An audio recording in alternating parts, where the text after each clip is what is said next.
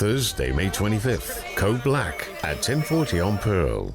Whatever we do will impact others, or what others do will impact us. Some people still don't believe in global warming. These reports are written by the best scientists from all over the world. Wednesday, Delia School of Canada presents Spaceship Earth at 9:35 on Pearl's Loving Earth. HKBN helps you maximize savings with 4G mobile services. Bring over your number to enjoy 5 gigabytes of data, plus get 24 months access to the MyTV Super mobile app. Immerse yourself and experience the all-new paradigm in super entertainment. With everything included, it's just $78 a month. We're helping you maximize savings. You can enjoy the NBA playoffs this season for free upon registration. Call or register online now. Hong Kong Broadband Network. 有機、純、天然、全新雅培 Alpha Organic 幼兒配方奶粉，全線符合歐盟有機標準、丹麥有機認證。雅培 Alpha Organic。香薰樂柔順劑，糅合50多種香薰精華，香味從衣物散發滿屋。媽咪，啲衫好似香薰咁香啊！獅王香薰樂柔順劑，衣物加分，香氣隨身。11點又一日啦，老公，出面整咗個招牌啊，光殘殘，點瞓啫？哇，影響到人㗎喎。我哋鋪頭都係咁喎。If you don't want to affect people, please join the charter on external lighting. Switch off external lighting, including decorative and promotional lighting at set times. Help reduce light nuisance, reduce energy wastage, and save electricity costs. 晚黑冇咗招牌燈光，就有覺好瞓啊！ It is another beautiful day in National City, and the Girl of Steel is ready to take on the world. She is arrogant and superior, hostile. How did you know I was Supergirl? I spent a whole year planning this. You never look before you look. Because I can fly. So what's your kryptonite? Wednesday, Supergirl, Season 2 at 10:40 on Pearl.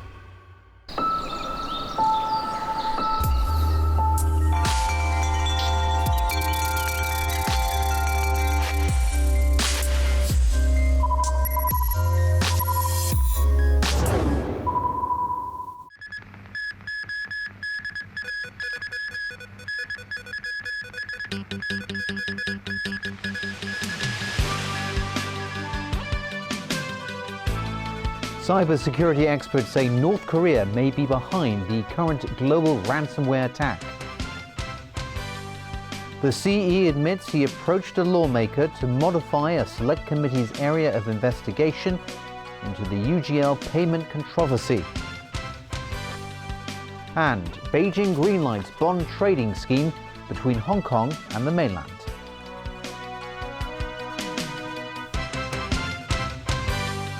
Hello and a very good evening. Cybersecurity experts say they see similarities between last Friday's ransomware attack and previous incidents staged by a hacking group with alleged links to North Korea.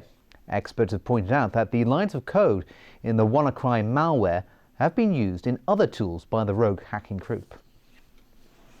There has been no shortage of theories over who might be responsible for last week's huge global cyber attack, which infected more than 300,000 computers in at least 150 countries. Now, cybersecurity experts are narrowing their list of suspects, with some convinced there is circumstantial evidence to show that North Korea was behind the sophisticated ransomware attack. South Korean computer science experts say they found similarities between the WannaCry malware used and previous attacks blamed on North Korea. Their findings were backed up by US and Russian software providers. US firm Symantec and Russia's Kaspersky Lab said yesterday some code in an earlier version of the WannaCry malware had also appeared in programs used by the so-called Lazarus Group. Researchers from many companies have identified Lazarus as a North Korean-run hacking operation. Still, other cybersecurity experts are reluctant to blame one organization or country like North Korea.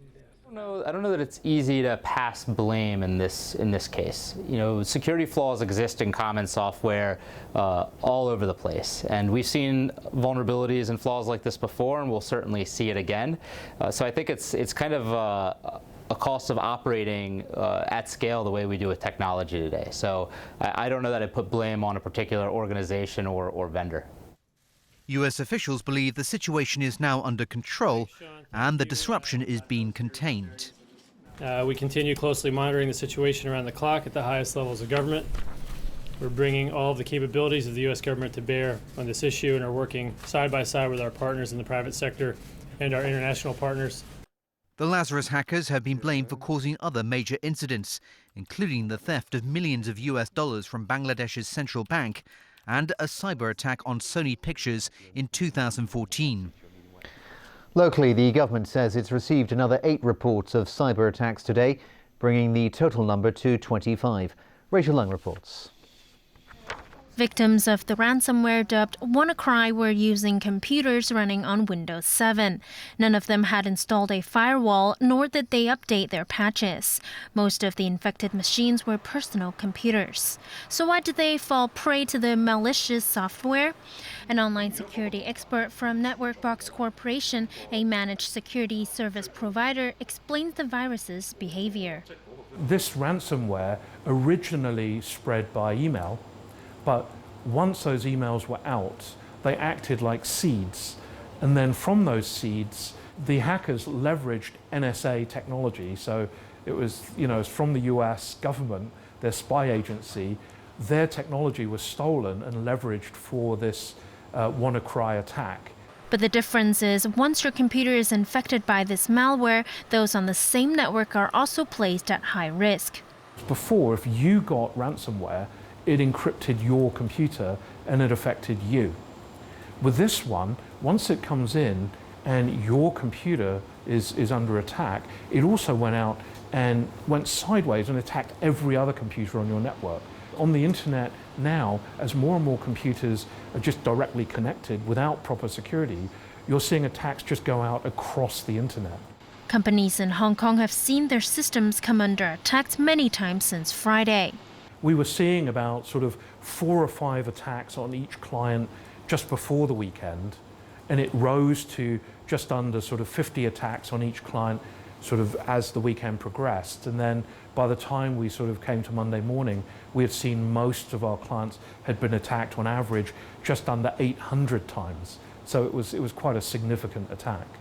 Gazely reminded users that these attacks are only going to get worse, and the best preventive measure is to get properly protected by installing the latest security updates and enabling firewalls before it's too late.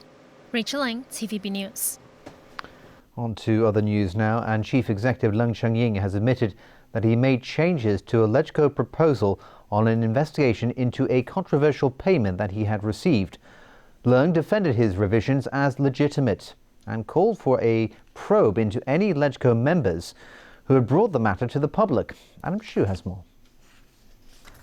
Leung Chun-ying is under a LegCo Select Committee's investigation in connection with some £4 million he had received from an Australian firm, UGL. The committee's vice chairman, pro-establishment lawmaker Holden Chow, presented a proposal last month on what the investigation should cover.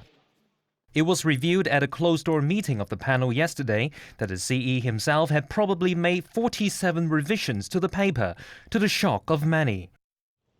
Before the weekly Executive Council meeting this morning, Leung admitted that he had talked to Chow and gained his consent to alter the text.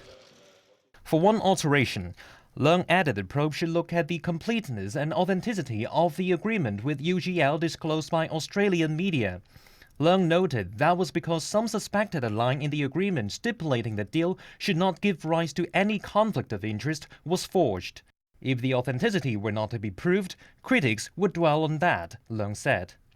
For another, on what the CE shall declare upon assuming office, Leung changed the word interest into assets, saying assets is the word used in Article 47 of the Basic Law, and interest represents a different concept. Then why couldn't Leung have proposed his revisions openly and officially? Leung explained he had approached Holden Chow personally because he could see from previous meetings of the panel that Chow was the key person to decide on the scope of the investigation. Leung insisted that his actions had all along been transparent, but he also questioned how confidential matters discussed during a closed-door panel meeting ended up being made public. He urged a probe into whoever had violated electoral rules by leaking the information. Adam Xu, TVB News. Well, the legislator at the heart of the current controversy has criticised Pan Democrats for smearing him. Holden Chow apologised for the negative public perception generated due to political insensitivity, but he insisted he had done nothing wrong. Details from Elmi Lung. Legislators from the Democratic Party took their complaint to the ICAC this morning. They urged the anti-graft body to investigate Leung Chun-ying and Holden Chow.